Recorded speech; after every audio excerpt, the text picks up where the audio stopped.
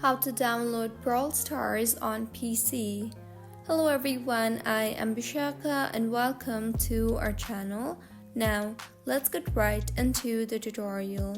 Firstly, go ahead and open your preferred browser and in the search bar, search for Brawl Stars download. Since Brawl Stars is designed for mobile devices, but it can be played on PCs too using Android emulators like BlueStacks, LD Player, Nox, or Mimu Play. So, visit the official site for your preferred emulator and install the software on your computer.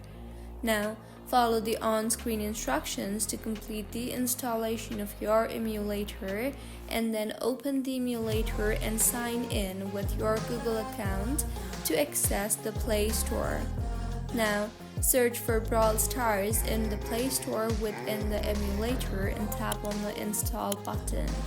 Once installed, launch the game via emulator's home screen and with this, Brawl Stars will be downloaded.